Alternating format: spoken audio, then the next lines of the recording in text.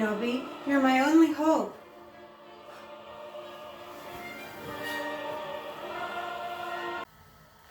Obi-Wan, help me. Help me make this cake. Well, I don't know if he'll help me, but I know that I can do it for the Rebel Forces. I have a brief of a 80s theme cake, but a huge Star Wars fan, as am I. So I'm doing a Rubik's Cube with R2 on top. And then this particular person also loves guitars, motorcycles. So I'm going to incorporate that all into this one cake. So join me as you learn how to put together all these themes into one cake. Rebels, let's go! Okay, so what I did first was I made a chocolate cake, and this is my signature chocolate peanut butter cake. I made 4 layers and made sure that it's perfectly square for my Rubik's Cube, and then covered it with my peanut butter buttercream. So what I'm going to do now is I'm going to roll out the fondant. I'm going to put black on first, and then I can put the squares of the Rubik's Cube. And then the other piece that I've prepped in advance is the R2-D2 head. So you can see that. He is, I think it's a good shape. It'll fit perfectly on the Rubik's Cube. And we'll do that in the next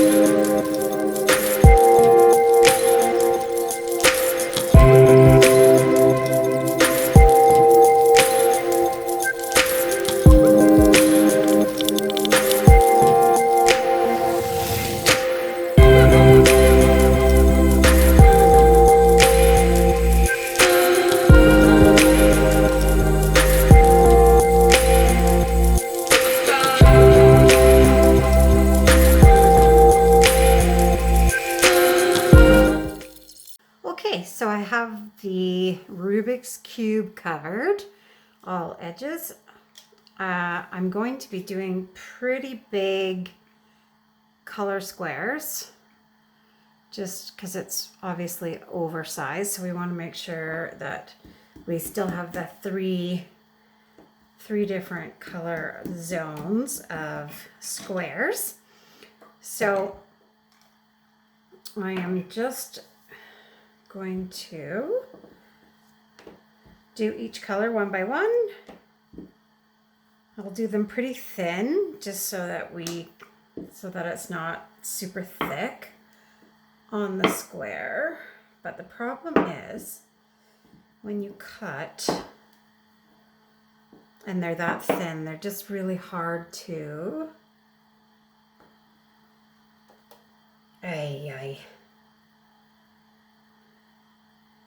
There, I squished it. They're hard to lift without losing the shape. This is gonna be it's gonna be touch and go, people. Touch and go. There we go. Okay, a little bit of water. All right, water. There it is. Okay, I'm putting this guy in this corner. Come on. Oy. Because you want to keep that really sharp edge. And keep it as square as possible. Okay, not bad. Not bad, people. Okay, here we go on the rest. Okay, after I don't know how many hours. Maybe a couple. Yeah, a couple hours. I am on the last squares for the Rubik's Cube. Just gonna do the last two here. And then we will start on the R2D2. This is the painstaking part, is you just want it to look as perfect as possible. I mean, it's a Rubik's Cube, so obviously it's a perfect square. However, this is all very pliable stuff, so it's hard to make it look perfect. But I certainly am trying. Okay, one more square up here, and then I'll finish them off. I won't put you through that.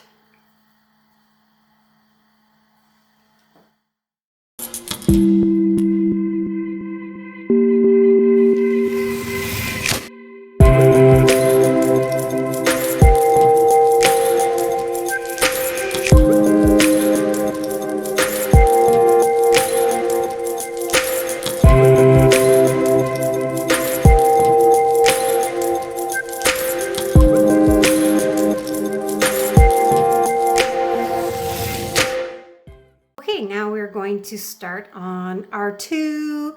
So he is nice and round, perfect for adding his bits. Now, of course, I have a photo of him because I want it to be accurate because, you know, true Star Wars fans, gotta be accurate.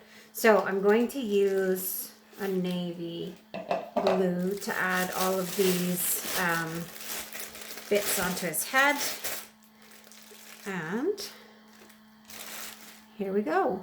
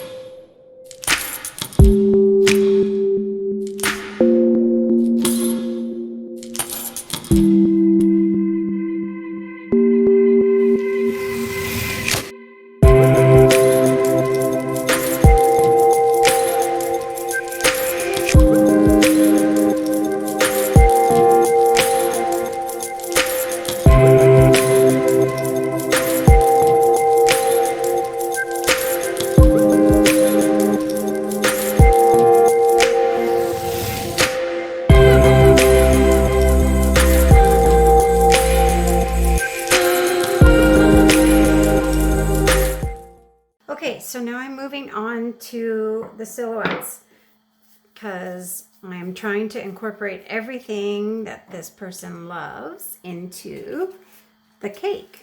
So I have motorcycle, MTV, just to represent the 80s, of course. And then now I'm doing a guitar. And we'll just put it on across. Ooh, it's so skinny. Okay, maybe this way. What, this guy?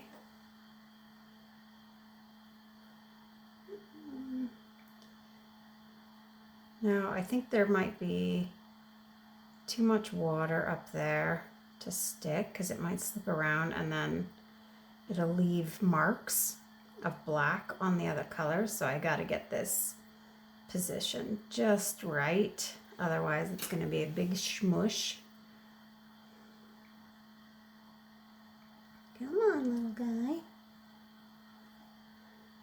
Okay.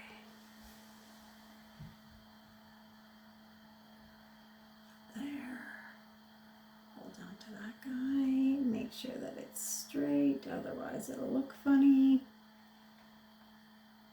Okay. So now what I'm going to do, I'm actually going to go back in and just give a little texture on some highlights on the black silhouettes, but I also need to do a happy 40th. So I'm going to put that on the front. And I think I'm going to, this is heavy, this is a lot of cake. I'll do just like a funky shape, and then I'm going to do happy 40th in white fondant.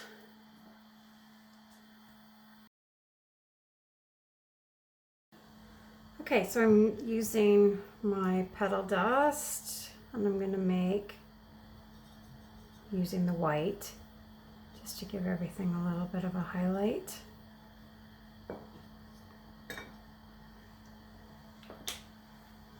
So I have the happy 40th on. So a blue band to go over on the bottom.